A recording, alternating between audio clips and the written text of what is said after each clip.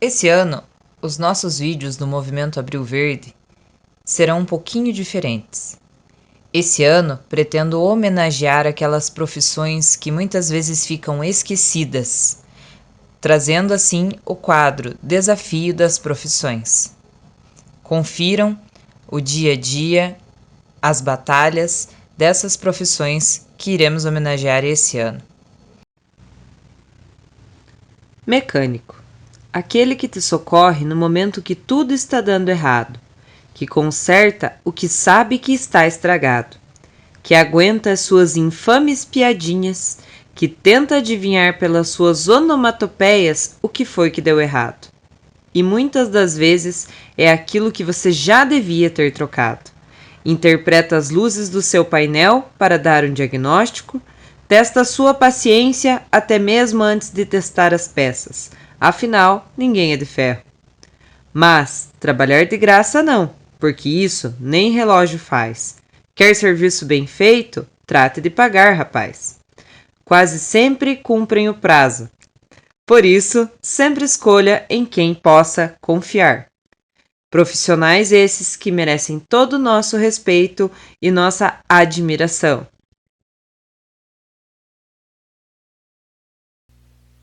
Olá, pessoal! Estamos aqui para mais um Desafio das Profissões. E hoje vamos falar sobre a profissão de mecânico de automóveis. E para isso estamos aqui com o Fábio. Boa noite, Fábio. Tudo bem? Boa noite, Diana. Boa noite, espectadores. Fábio, há quantos anos você já está na carreira de mecânico? Mecânico automotivo comecei em 2004, né? Aí foi uma jornada de 6 anos, aí saí da mecânica automotiva, fui concursado público também, fiquei um tempo, aí fui para mecânica industrial, fiquei 5 anos na mecânica industrial, aí voltei para mecânica automotiva novamente. Isso retornei em 2015 para mecânica automotiva. E estamos aí na ativa até hoje. E todo esse tempo aí, quais são as maiores dificuldades da profissão de mecânico? Bom, a maior dificuldade atual que eu enfrento hoje é sempre estar atualizado tanto em conhecimento quanto em ferramental, né? Então, conhecimento custa caro, ferramentas específicas também é um custo elevado, né? E referente aos custos, você tem que ser atrativo no preço final praticado, né? Então, é conciliar a aquisição de ferramental e conhecimento, transformando num preço atrativo para poder executar a manutenção. Até porque, né, Fábio, por tudo que a gente vê, quanto maior a tecnologia do carro, as peças, a finalização dele vai mudando e você tem que ir se atualizando, porque afinal de contas você não vai ficar só consertando os carros mais antigos, né? Exatamente. Se a gente não se atualizar, né, a gente vai começa a trabalhar com frota sucateada. Com o passar do tempo, a reposição vai ficando mais difícil para carros mais antigos. Vão sendo deixadas de fabricar algumas peças, né, dificultando a manutenção automotiva. E através disso, né, da atualização, vem sistemas tecnológicos, software, hardware, né? O carro hoje parece como se fosse um computador. Então, tem bastante componente eletrônico. A gente deixa de ser mecânica bruta para ser mecânico técnico, né? Com o auxílio de ferramentas digitais, né? Não somente analógicas, chaves manuais, né? Então, a gente acaba usando muita tecnologia eletrônica, o scanner, por exemplo, manuais técnicos hoje através da internet. Então, atualização da prática laboral. Tá certo. E existe alguma dificuldade específica de se trabalhar com mecânica no interior, igual é o nosso caso aqui? Hoje em dia, as barreiras estão sendo quebradas, né? Por exemplo, peças. Peças, a gente tem autopeças em Jaguareíva, mas também a gente consegue quebrar essa barreira física, né, logística, com o advento da internet. Então, tem distribuidores que procuram oficinas devidamente documentadas, né? Então facilita. A própria Mercado Livre ajuda bastante, né? Então, a gente consegue, o que atrapalha um pouquinho é só o delay na entrega do resultado. Se a gente pedir hoje, leva 1, 2 dias, mas a peça ainda chega. Então, E você sabendo pedir corretamente, dificilmente vem a peça errada. Então, as barreiras estão sendo quebradas, né? O conhecimento, a gente consegue bastante conhecimento através da internet, manuais, né? Manual técnico, normas de aperto, de toque, né? Então tudo isso a gente consegue através da internet. Barreira física hoje praticamente não existe mais. A maior barreira mesmo é a vontade da pessoa correr atrás da informação. Tá certo. E quais foram ou são as suas maiores dificuldades com relação aos clientes? Pois é, eu costumo dizer que na maioria das vezes os meus problemas não são os carros, né? Acabam sendo os clientes. Muitas vezes o cliente tem um veículo que não é compatível com o poder aquisitivo dele, né? Então você apresenta um orçamento e o cliente bloqueia, né? Por questões financeiras, algumas peças tornam-se proibitivas e o cara vai sucateando o próprio veículo por condições ou falta de condição de manter o veículo, né? E muitas vezes o cliente faz a compra do veículo na ilusão de um desejo, né? Ele não faz uma compra consciente. Quando você faz uma compra consciente, você acaba abrindo mão de aparência, muitas vezes você acaba abrindo mão de uma cor, você acaba abrindo mão de um acabamento interno para você comprar o que você pode e o que você precisa comprar, não o que você deseja. Mas na maioria das vezes o cliente compra o que ele deseja. Ele chega numa garagem, numa revenda, e tem lá um carro popular de 22 mil e tem um carro de médio porte para cima, custando 25 mil. Aí ele vai dar a entrada, o valor de entrada do mesmo carro, o mesmo valor de entrada em ambos os carros, porém a parcela acaba sendo diluída ao longo do tempo. Então ele acaba optando pelo carro de maior valor. Só que ele não leva em consideração que não é só o momento da compra que você deve levar em consideração. Você tem que ver toda uma cesta básica de manutenção. Por exemplo, amortecedores, buchas de bandeja, componentes de suspensão, correia dentada, esticadora, correia dentada. Tudo isso, conforme o modelo do carro, tem as suas variações de preço, né? E as pessoas muitas vezes não levam isso em consideração. Aí onde são pegos de surpresa numa manutenção corretiva que torna-se muito onerosa. Isso a gente vê que acontece bastante, né? Principalmente em questão de marca importada, aí tem aquele maior conforto, às vezes para comprar é mais barato, mas na hora da manutenção ele pega desprevenido, a pessoa acaba, igual você falou, né? Só pensando, não, posso gastar tanto no financiamento, mas não leva em consideração que vai ter que se fazer a manutenção desse veículo, né? Aí eu sei que existem clientes como eu, né, Fábio? Que é aquelas clientes que ligam assim desesperados e falam, viu, tem um barulho no meu carro. E, né, faz ali o barulho do carro para você descobrir, para você descobrir o que de fato acontece. Assim, acredito que sejam problemas, sim, mas também como tem aqueles clientes que já chegam sendo sabichões, né? Dizendo que sabe o que é o problema do carro e no fim das contas não sabe. É isso mesmo? O teu dia a dia é basicamente isso daí? Bom, nós temos clientes, basicamente é isso mesmo, né? Então tem clientes que já chegam, faz tal coisa.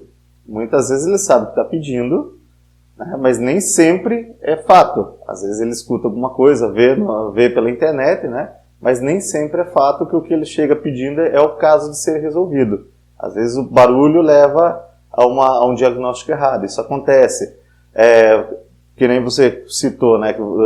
Você como cliente, tô com um barulho assim, assim, assado. Faz o barulho. Nheco, tal, né? Então a gente consegue, quando o carro tem histórico de manutenção dentro da oficina, a gente tem uma breve noção do que pode estar acontecendo com o veículo.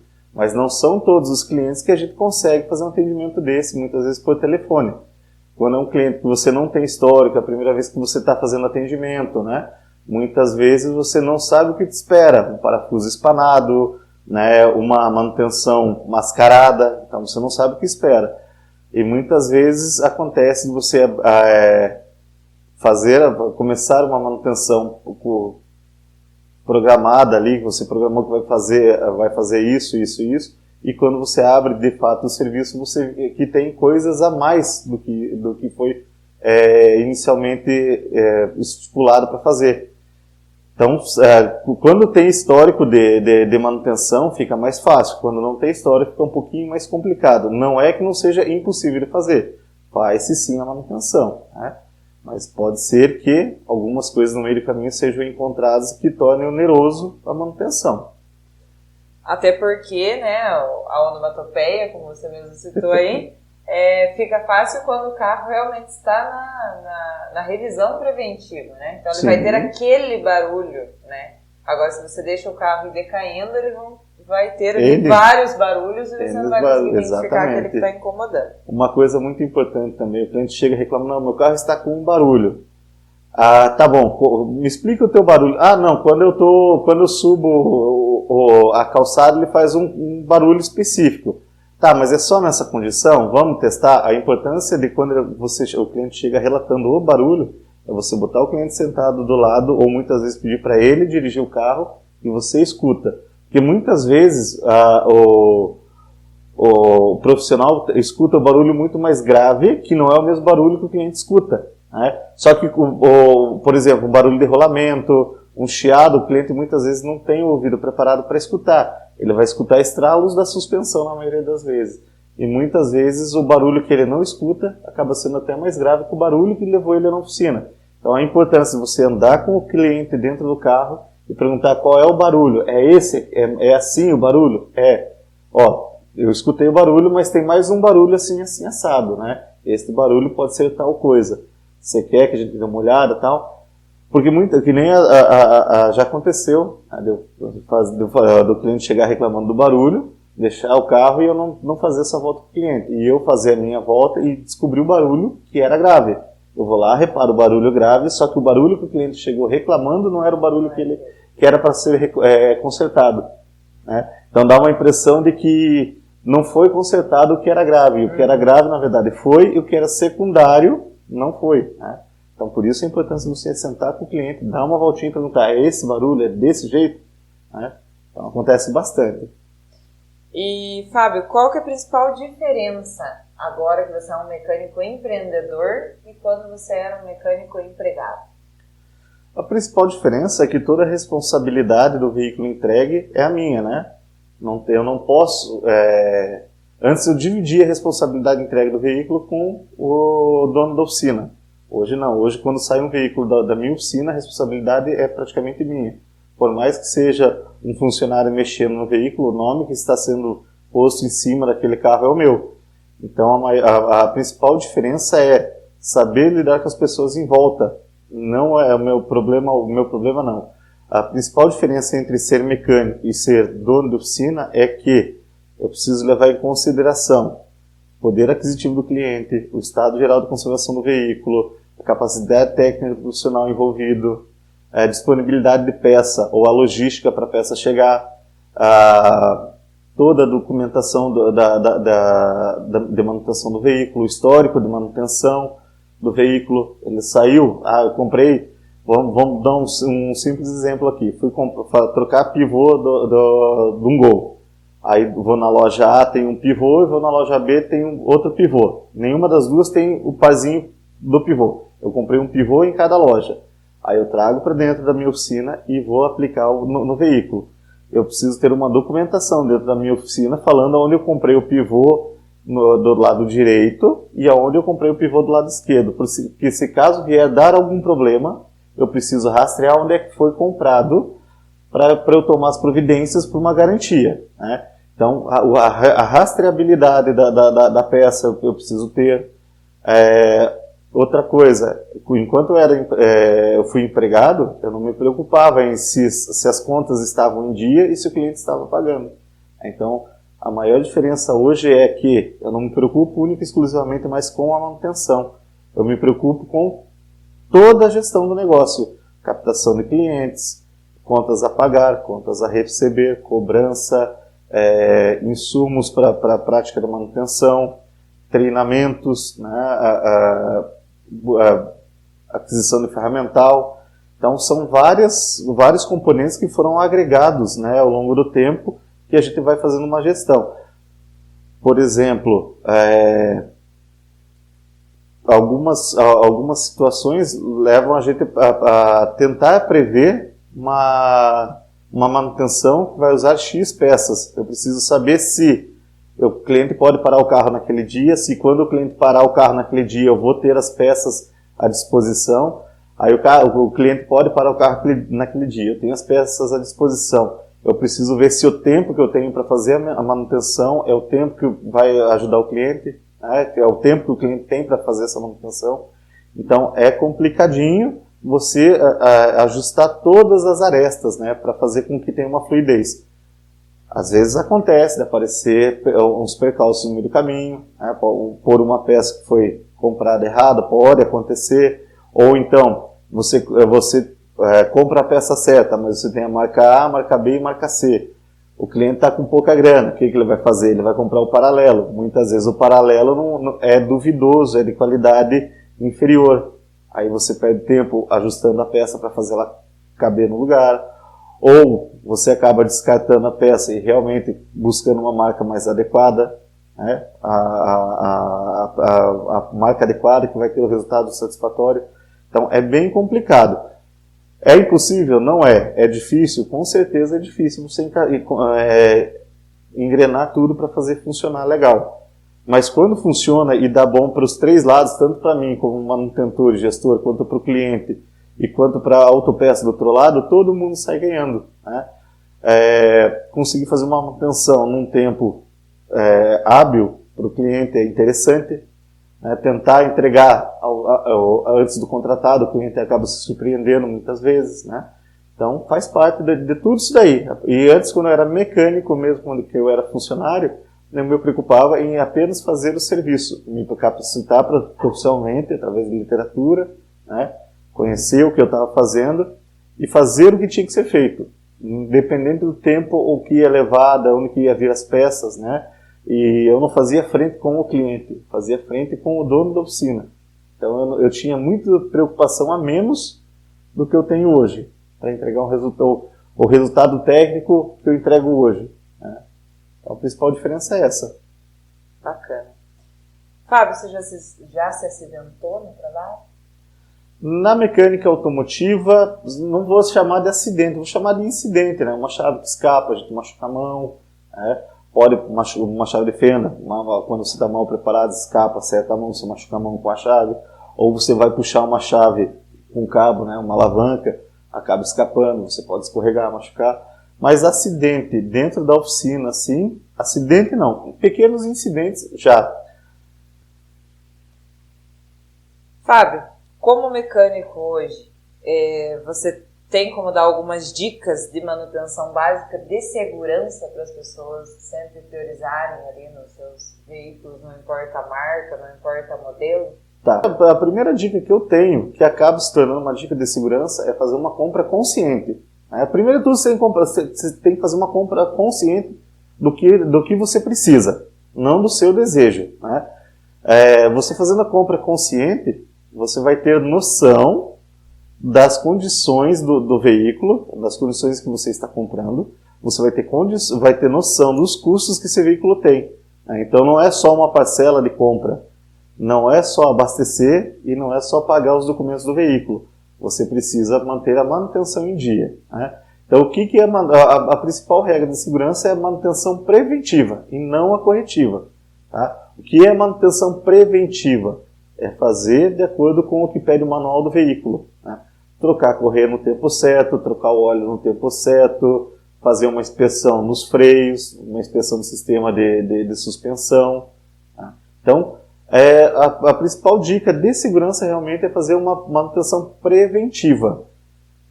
Isso minimiza uma quebra do veículo, minimiza estresse, minimiza um risco de uma viagem mal sucedida, você quebrar na estrada, né? Então, manutenção preventiva sempre que você puder. Estamos vivendo um momento meio complicado, onde o dinheiro está escasso, as coisas estão subindo. Não temos previsão de quando isso acaba, então a compra hoje tem que ser mais consciente ainda. Não adianta nada você ter dinheiro para comprar um carro popular e você ter na mesma loja um popular e um mais alto, um executivo, um sedã médio, quase ao mesmo preço e comprar o sedã médio. Né? Então tem situações que não pode até te trazer conforto momentaneamente, mas a longo prazo pode se tornar um pesadelo para o proprietário.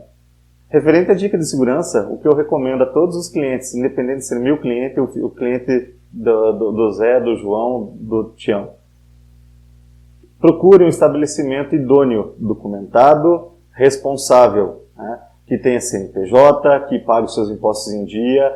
Todos precisam trabalhar, mas vamos dar prioridade aos que cuidam da sua vida e têm responsabilidade com a sua vida. Procure uma oficina com documentação correta. Tá certo. Fábio, um tempo seu agora, do que você quiser falar aí, deixar recado para o pessoal, seja dica, seja recadinho do coração. Pode, tempo é bom, seu. na verdade, o que eu gostaria de falar é o seguinte, né? Com uma compra consciente, manutenção preventiva evita dores de cabeça, tá? Você tendo manutenção com um mecânico de confiança, uma oficina de confiança, né? Tem a prática de fidelizar esse profissional do teu lado, né? Porque toda a responsabilidade que vai vir em cima de uma manutenção, você sabe onde que você fez. Você sabe quem é que foi o responsável pelo que fez. Você sabe a procedência da mão de obra, você sabe a procedência das peças, você conhece o histórico como um todo. Você conhece todo o histórico do profissional, da forma que ele trabalha, aonde que ele compra as peças, da procedência das peças, né? Então isso facilita muito você quando você tem um problema e você tem uma demanda e você precisa resolver. O proprietário muitas vezes se preocupa com o ralado em volta do veículo e não se preocupa com o estralo de suspensão. O ralado no veículo muitas vezes não proporciona uma situação insegura e um estralado de suspensão pode ocasionar uma quebra. Então preste atenção nos barulhos que o veículo faz.